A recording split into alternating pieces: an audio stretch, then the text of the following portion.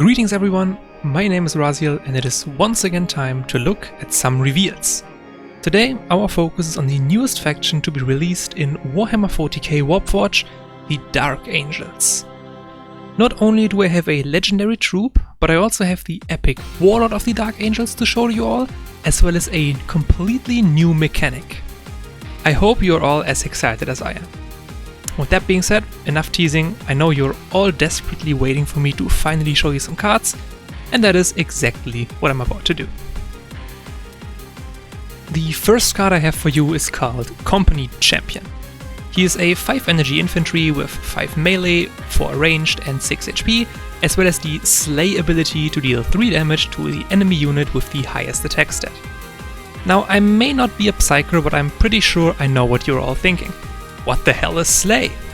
Slay is a new ability that triggers when a unit destroys an enemy troop in combat by attacking it and also survives said combat. Those of you who also play Warhammer the Horus Legions will know this ability as Battle Honor as well. Overall, this is a pretty well balanced ability that will make for some interesting cards. Our company champion here is pretty basic. I think he may be a little slow, but if you have no other good cards for the 5 energy slot in your deck, I imagine he will still be a decent option. Next up we have Sergeant Taman, an epic 2 energy infantry with 2 melee, 3 ranged and 3 HP, as well as stealth and the Slay ability to give you 1 point of quest progression. Now, in case you missed the previous reveals, quest progression is a global mechanic for the Dark Angels, similar to Faith for the Sororitas, that awards you with a very strong special card called a Secret every time you reach 5 quest progression, which will then be added into your deck.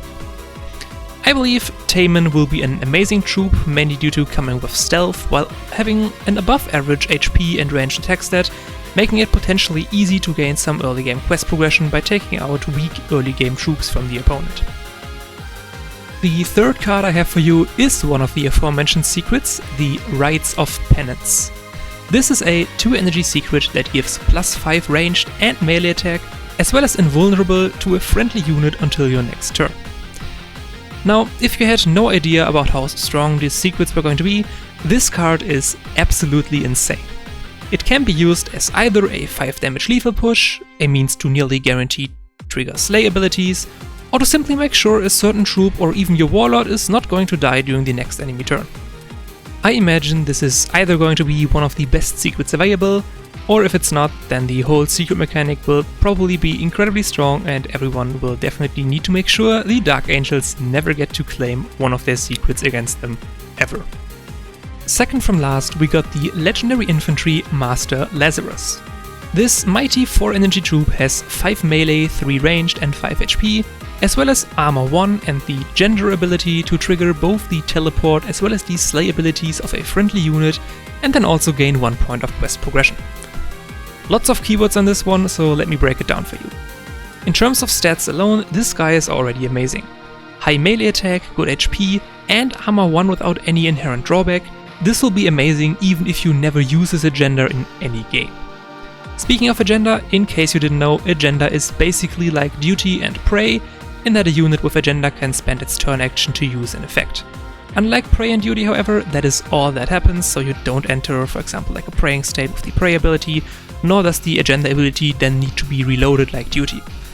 In short, agenda is basically like standard activatable abilities from Warhammer the Horus Legions. Lazarus's agenda specifically is pretty good. Thanks to him, even badly wounded units can now trigger their Slay abilities, which wouldn't be possible otherwise.